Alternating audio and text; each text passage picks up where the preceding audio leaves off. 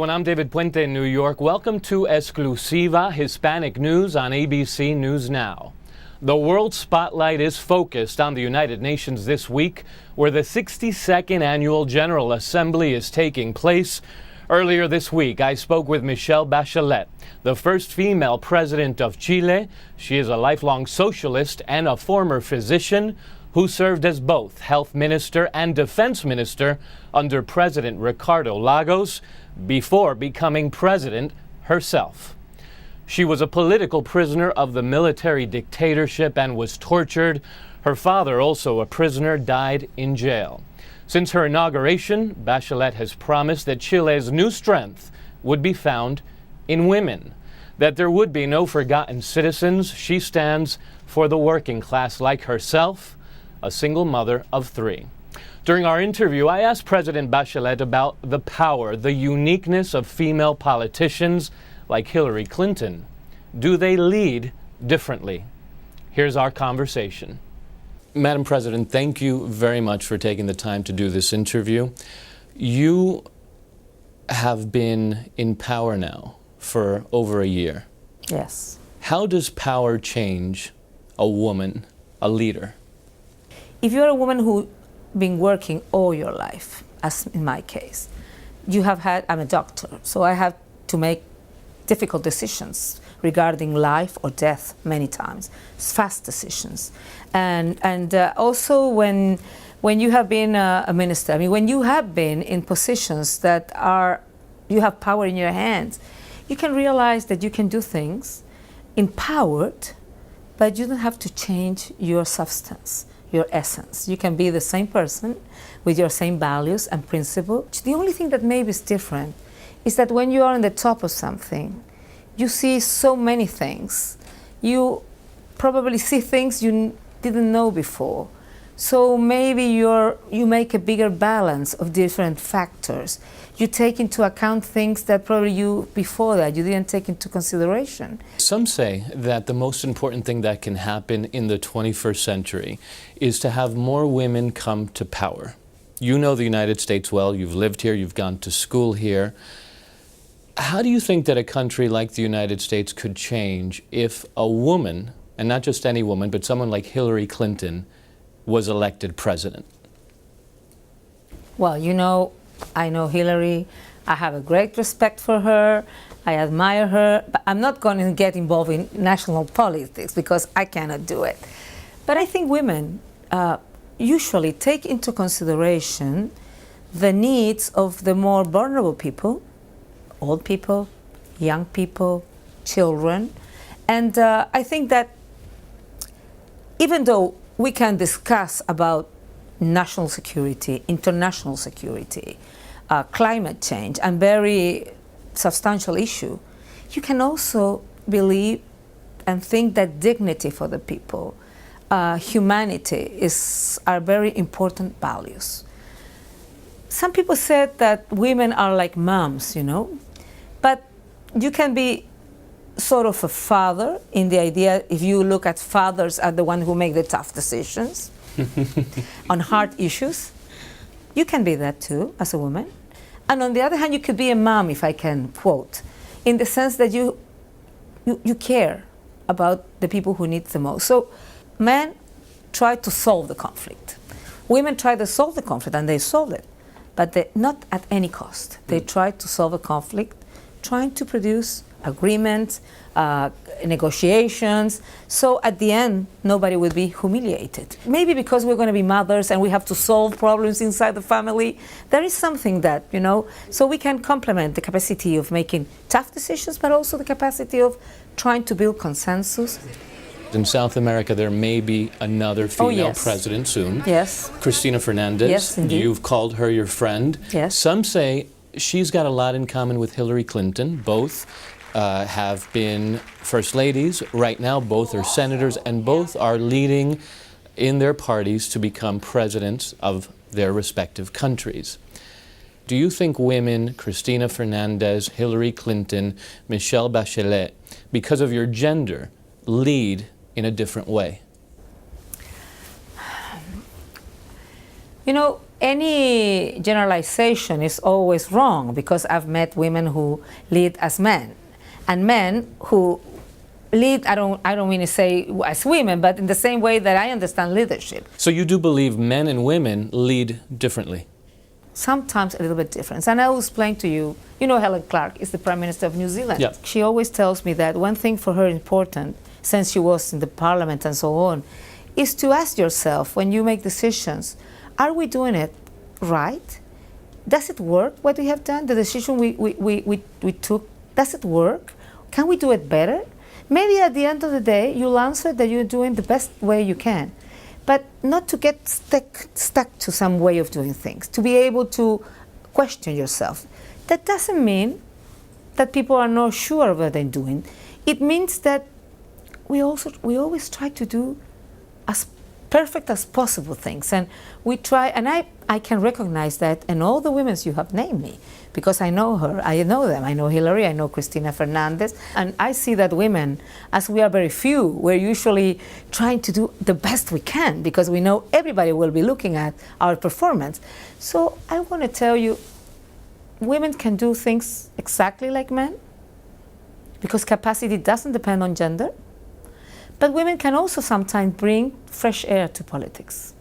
There is this, I think it was a French guy who said, if a woman come into politics, the women changes. But if many women come into politics, it's politics that change. And I think it's an opportunity. And we have to take a break now, but when we come back, more with Chile's first female president and her views on the U.S. and human rights abuses after 9/11. What's their place in the global war on terror? And is Latin America really going red? We'll be right back. And welcome back to Exclusiva. The UN General Assembly is gathered for its annual meeting in New York this week. Chile's President Michelle Bachelet told the Assembly that human rights are central to her country's history. Now that Venezuela said it will not seek a seat on the UN's Human Rights Council, Chile is expected to assume that position. In my interview with President Bachelet earlier this week, we discussed human rights, which are also central to her personal history. She was jailed under Chile's dictatorship. So how does she view human rights and the U.S. war on terror? Madam President, let's turn to human rights, which is such an important topic in your country. It's also been a central part of your personal history. You were imprisoned, you were tortured, your father died in prison. Yeah. How do you rate the role and the job that the United States has been doing as far as human rights post 9/11 in its global war on terror?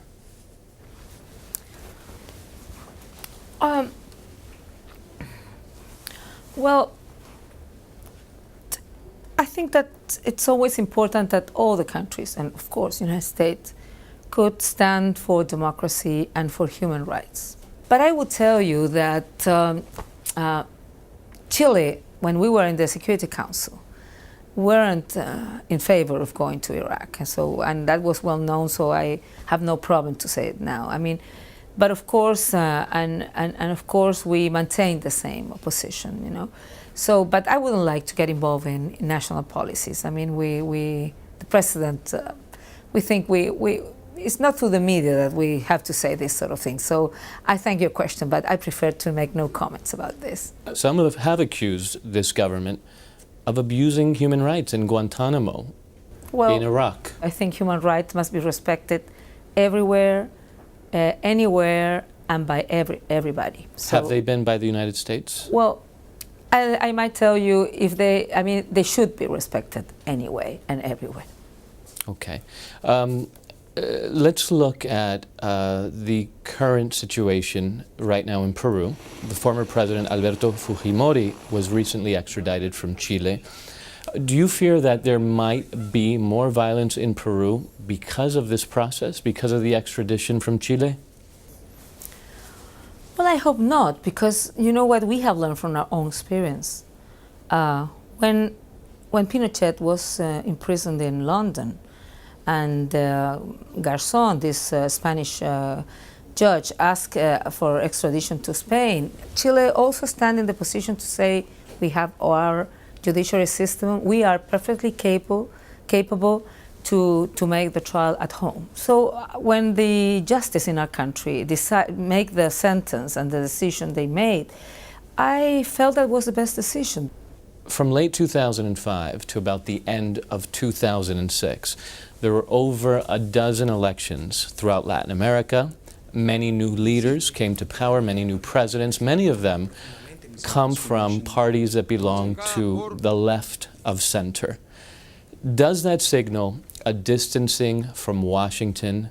What I think it's important is that the United States looks to Latin America and try to develop cooperation programs based on the needs of Latin America. Because many of the Latin American countries many times feel that the United States is not seeing us. The thing is that many people have been saying Latin America is going red, and we say no, Latin America is a rainbow. We have, as you said, all governments democratically elected.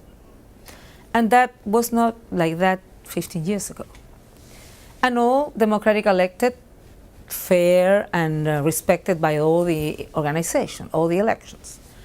But what we do have is that in the 80s, there was this high, how could I say, sense of necessity of structural reforms in Latin America.